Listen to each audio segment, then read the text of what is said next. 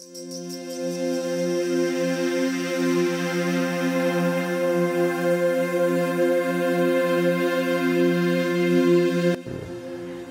علیکم ناظرین، میں ہوں آپ کا ہوسٹ ملک ساجد الفیانی۔ ناظرین محترم، ارتقاء فہم ڈیجیٹل اسٹوڈیو میں آپ کی خدمت میں حاضر ہوں۔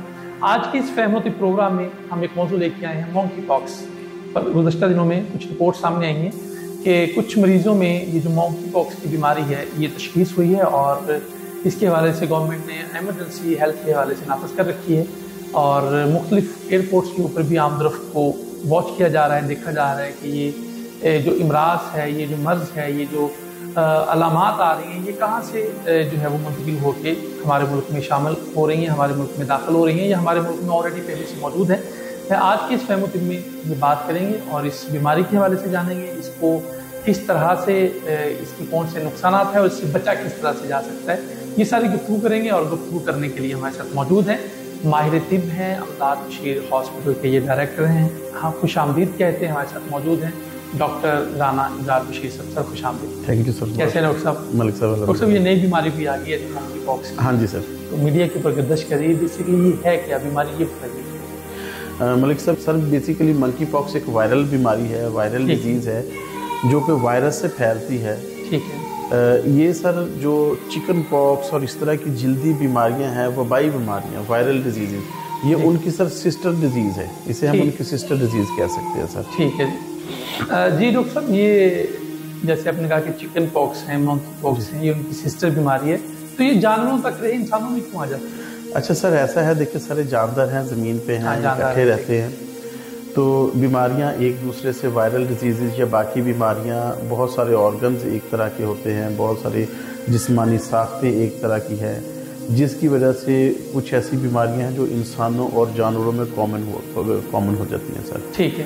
تو جو بیکٹیریا، وائرس یا ایسے جرثومے جو بیماری کاز کرتے ہیں، وہ جانوروں میں بھی سیم بیماری کاز کرتے ہیں اور انسانوں میں بھی کرتے ہیں۔ ٹھیک ہے۔ یہ بھی اسی طرح کی ایک شکل ہے سر۔ جہاں تک تعلق ہے اس بیماری کا، اب تک تقریباً WHO کی رپورٹ کے مطابق 99,000 کیسز جو ہیں جی دنیا میں اس کے رپورٹ ہو چکے ہیں۔ پاکستان میں جو عرب ممالک سے لوگ آئے ہوئے ہیں، عام طور پہ وہاں پہ جو کام کرتے ہیں، ان میں اس بیماری ڈیٹیکٹ ہوئی ہے۔ یہ اسی لیے سول ایویشن اتھارٹی ہے، انہوں نے ایک چیک لگا دیا ہے کہ جو بھی وہاں سے آئیں گے عرب ممالک سے یا باہر سے جو بھی لوگ آتے ہیں، سب سے پہلے تو انہیں کوارنٹائن کر دیا جائے، قرنطینہ میں رکھا جائے، اس کو دیکھا جائے کہ خدا نخواستہ یہ بیماری تو نہیں ہے، اس کے بعد انہیں اجازت ملے کہ وہ سوسائٹی میں باقی لوگوں کے ساتھ مل جل سکیں۔ اچھا ڈاکٹر صاحب، اس بیماری سے ہوتا کیا؟ اگر خدا نخواستہ کسی کو یہ مرض لاحق ہو جاتی ہے تو کیا ہوتا ہے؟ کیا علامات کیا ہیں ان کو؟ کیا یہ جان لیوا مرض ہے؟ اس سے کوئی اموات بھی ہو سکتی ہیں، یا کہ اس کا ایک ٹریٹمنٹ کا ایک پروسیجر ہے، اس کے بعد یہ صحت یابی طرف آتے ہیں؟ کیا ہے پروسیجر؟ سر بیسیکلی کوئی بھی وائرل ڈیزیز ہو، جس طرح کرونا ابھی گزرا ہے سر، پچھلے کچھ سالوں میں بہت خوفناک اس کا ایک اسپیل آیا تھا، اسی طرح سے سر یہ بیماری بھی وائرل ڈیزیز ہے۔ وائرل ڈیزیز میکسیمم جو ہیں وہ سیلف لمیٹنگ ہوتی ہیں۔ سیلف لمیٹنگ ہم اس بیماری کو کہتے ہیں جو خود بخود ایک خاص ٹائم گزارنے کے بعد ختم ہو جاتی ہیں۔ اوکے۔ تو اس کا سر جو انکیوبیشن پیریڈ ہم میڈیکل کی زبان میں کہتے ہیں، وہ تقریباً 5 سے 7 دن، اور اگر بہت زیادہ سویئر حالت ہو تو 20 سے 21 دن تک یہ رہ سکتی ہے، اس کے بعد ختم ہو جاتی ہے۔ اصل یہ ہوتا ہے کہ اس بیماری کے جو سمٹمز ہوتے ہیں ہم نے ان کو ٹریٹ کرنا ہوتا ہے، ایسے ہی۔ ٹھیک ہے سر۔ فار ایگزامپل اس میں زیادہ بخار ہوتا ہے، جسم پہ دانے نکل آتے ہیں، اگر کوئی اور آرگنز انوالو نہیں ہوتے تو سمٹومیٹکلی ٹریٹ کر کے مریض الحمدللہ بہتر ہو سکتا ہے، اور اس سے جو مریضوں کے مرنے کی شرح ہے وہ بہت ہی کم ہے سر، بہت کم ہے جی، کوئی اتنی خطرناک نہیں، لیکن بہرحال تکلیف دہ اذیت ناک بیماری بالکل ہے۔ آپ نے دیکھا ہوگا پکچرز وغیرہ میں، ساتھ میں اپنے ناظرین کے لیے چلوا بھی دیں ساتھ میں کہ یہ کس طرح کی بیماری اور کس طرح کی اس پہ۔ ڈاکٹر صاحب نے بتایا کہ 5-7 دن یا 10 دن میں یہ آٹومیٹکلی ایک بیماری ایسی ہے جو کہ ختم ہو جاتی ہے، تو اگر خدا نخواستہ کسی کو یہ مرض لاحق ہوتا ہے تو وہ آرام سے بیٹھ سے 5-7 دن گزرنے کا انتظار کریں یا کوئی میڈیسن بھی؟ نہیں سر، وہ میں نے وہی عرض کی کہ سمٹومیٹکلی فار ایگزامپل اگر اسے بخار ہوتا ہے، دیکھیں ڈاکٹر سے رجوع تو ہر صورت کرنے کا، ہر صورت کرنا ہے، ٹھیک ہے سر، ڈاکٹر سے لاپرواہی نہیں کرنی، ٹھیک ہے سر۔ ڈائگنوز ہو، ضروری نہیں کہ اسے مونکی پاکس ہی ہو، چکن پاکس ہو سکتی ہے، ہو سکتا ہے کوئی اور جلدی بیماری ہو، जिसे हम मॉन्की पॉक्स समझ के बैठे रहे, डॉक्टर को कंसल्ट ज़रूर करना है। और बाकी सिम्टोमेटिक ट्रीटमेंट जो डॉक्टर साहब देते हैं, जो रजिस्टर्ड डॉक्टर साहब हैं वो देते हैं, वो उन्होंने लेना और इंशाल्लाह ताला ये इस बीमारी से निकलेंगे। लेकिन एक बात है कि लगता ये है कि ये भी एक पेंडेमिक की सूरत, वो बीमारी जो एक बर आज़म से या एक मुल्क से निकल के दूसरे मुल्कों तक पहुंच जाती है, उसकी खुदा न खास्ता अल्लाह ना करे उसकी सूरत इख्तियार करने ना कर जाए। क्या ये डॉक्टर साहब कोई नई तर्ज की, जिस तरह कोरोना एक नई चीज़ थी आवाम के लिए, एक बड़ा खौफ व हिरास था, और क्या ये मॉन्की पॉक्स भी एक नई तर्ज की कोई चीज़ है या ये पुरानी है और ये रूटीन में ठीक हो जाती है? अच्छा सर, बात यह है कि कोरोना भी कोई नई बीमारी नहीं थी। अच्छा सर, वो फ्लू की, नज़ला ज़ुकाम की ही एक शक्ल थी। ठीक है। असल में जो उनके जो वायरस है, ठीक है, जो उनका RNA होता है सर, उसमें म्यूटेशन, थोड़ी तब्दीली होके वो आ जाती है, वो थोड़ी सीवियर फॉर्म में आ गई।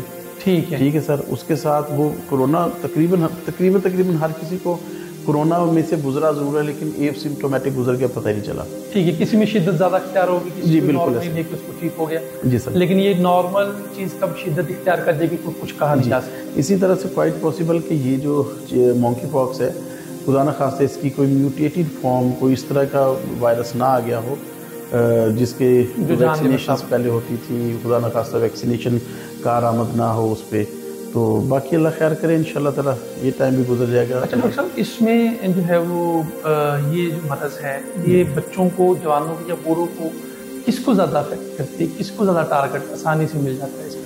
सर ऐसा है कि देखें, जो भी ऐसा बंदा जिसमें इम्यूनिटी कम है, क़ुव्वत मुदाफ़अत कम है, ठीक है, ऑब्वियसली वायरल डिजीज़ है या कोई भी चीज़ है, उस पर ज़्यादा इफेक्ट करती है, ज़्यादा लंबे अरसे तक और ज़्यादा खौफनाक होता है, उसके नताइज ख़तरनाक होते हैं। ठीक है। जिनमें इम्यूनिटी या क़ुव्वत मुदाफ़अत कम है वो बच्चे और बूढ़े ही होते हैं आमतौर पे, या जवानों में भी वो इंसान जो दूसरी बीमारियों का शिकार हैं, उनमें अगर खुदा न खास्ता ये बीमारी आ जाए तो उनके लिए ख़तरनाक साबित होगी सर। तो इसके लिए बचने के लिए कुछ तदाबीर जो है वो, क्या ये एक दूसरे को सलाम लेने से, जिस्म टच करने से, या हवा के ज़रिए से, या कोई मास्क इस्तेमाल करने की तजवीज़ देते हैं आप, क्या एहतियाती तदाबीरें करनी चाहिए? सर बिल्कुल मास्क इस्तेमाल करना चाहिए। वायरल डिजीज़ अक्सर हमारे बॉडी फ्लूइड्स के ज़रिए से ट्रांसफ़र होती हैं, आपस में एक दूसरे के साथ कंटेक्ट से ट्रांसफ़र होती हैं, तो उसके लिए मास्क पहनना या बाकी एहतियात रखना, सैनिटाइज़र, जिस तरह कोरोना के टाइम पे था, सैनिटाइज़र से हाथ साफ़ करें ताकि अगर जरासीम है किसी के साथ शेक हैंड करते हुए, हाथ मिलाते हुए किसी दूसरे को ना चली जाए। ये चीज़ें सब नॉर्मल है, जो एहतियातें समझ लें हमने कोरोना के दौर में की थी, अभी हमें एमरजेंसी के तौर पे वो इख्तियार करनी पड़ेंगी। सैनिटाइज़र्स, मास्क, एक दूसरे से थोड़ा फासला रखना, बाहर से आए हुए लोग थोड़ी देर क्वारंटाइन रहे, उसके बाद सोसाइटी में, तो ये एहतियाती तदाबीर इस्तेमाल करनी पड़ेगी। बहुत शुक्रिया डॉक्टर साहब, थैंक यू सो मच। जी नाज़रीन मोहतरम, हमने मॉन्की पॉक्स, जो कि हाल ही में एक मर्ज़ लोगों में इनकी शिकायत आ रही है, उसके हवाले से डिस्कस किया। ये एक रूटीन की मर्ज़ है, लेकिन किसी भी सूरत में इसको ईजी नहीं लेना, क्योंकि इसकी जो है वो जदीद फॉर्म हो सकती है, मज़ीद ये ताकतवर होकर हमलावर हो सकती हैं। तो मुतलका जो हमारे माहिर तिब हैं उनसे ज़रूर मुशावरत कीजिए, हो सकता है जिनके हवाले से कोई और नई किस्म की बीमारी हो। तो एहतियात ज़रूर बरतिए, मास्क पहनिए, सैनिटाइज़ कीजिए खुद को, और एक फासले के ऊपर रह के दूसरे से गुफ्तगू कीजिए। और जो माहिर तिब हैं, अगर किसी में ये इलामात आती हैं तो ये लाजमी वो चाहिए कि उनको माहिर तिब के साथ कंसल्ट कर लिया जाए। आज के इस प्रोग्राम में मुझे इजाज़त दीजिए। पाकिस्तान जिंदाबाद। आप देख रहे हैं इर्तिकाए फ़हम डिजिटल।